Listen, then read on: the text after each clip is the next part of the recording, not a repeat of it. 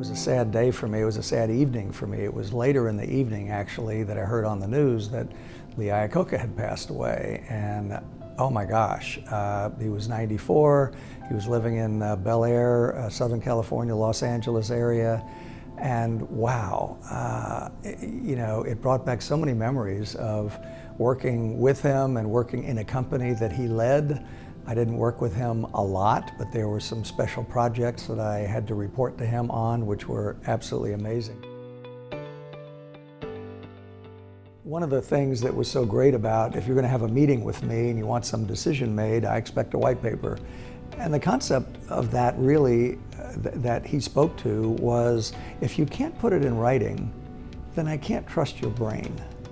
You have to have the brain to be able to think logically and in the right kind of tone and manner to be able to put it in writing on one page.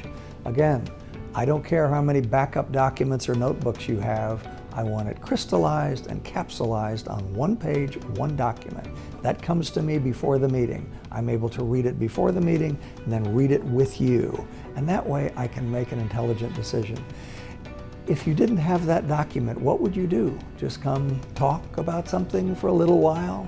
I don't have the time, I don't have the energy, you go figure it out. So if you can't put it in writing on one page, I tend to not trust your brain.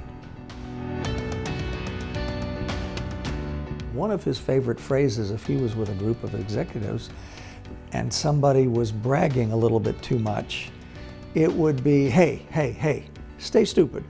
You're not that smart. You don't have everything figured out. I know I don't. I stay stupid, I need you to stay stupid. And his message was, stay stupid because people that are generally stupid ask more questions, they listen more, they read more, they pay attention more.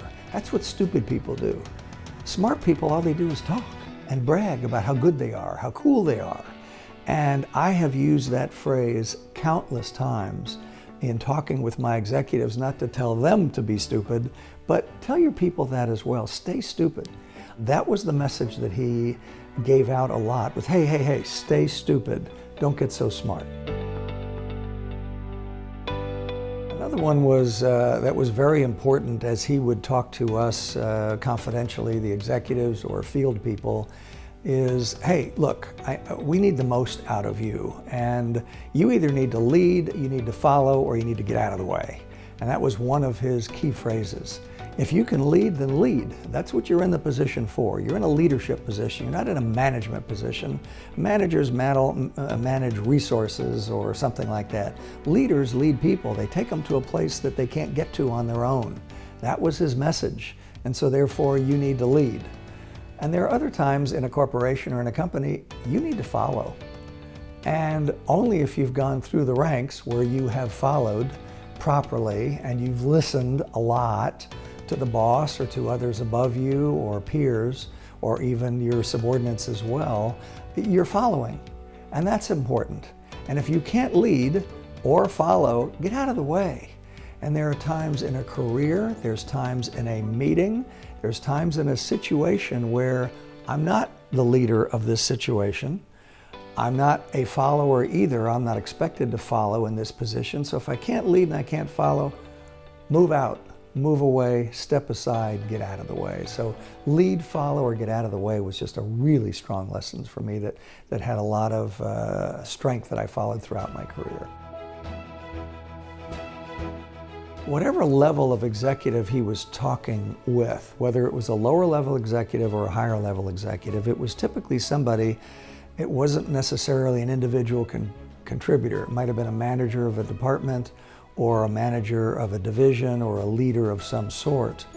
And they might mention sometime, well, if I was the CEO, hey, time out. You are the CEO. Excuse me? You are the CEO of your department, your division, your section of the company. You are the CEO of that. Act like one, speak like one, and make things happen like one. So you're the CEO, I'm not, of your division and department. I've never forgotten that. And when I've had people that might be in a department of only 2 people, one of them was the head of the department, the other one wasn't, you're the CEO. Oh, no, not really. Yes, you are. You're the CEO of your department, act like it. Make decisions, whatever you need to make. Now, you can't go sell the company, you can't do weird things like that, but you can make the decisions you need to make and take responsibility for it, and it'll work out. Mr. Iacocca was great for coming out in the field and talking to us in the field and going to the different assembly plants and places around the country, and always had good messages for us. And one of them was about success and what it's important for Chrysler to be successful. But more often it was about failure. And he would talk sometimes about his failures and things that he hadn't always done right, because he knew we weren't doing things right either. And so to be able to talk about his failures, that was an important message, because the key was, if you're not failing, you're not trying hard enough. You're gonna fail. It's okay. Try hard, fail, learn from your failures. When I failed at something, I had to study it. Why did this not work? Why did I fail? What didn't I do right? Because I should have done better. So that was one of the things that I learned from him as well, is learn from your failures, be willing to express your failures.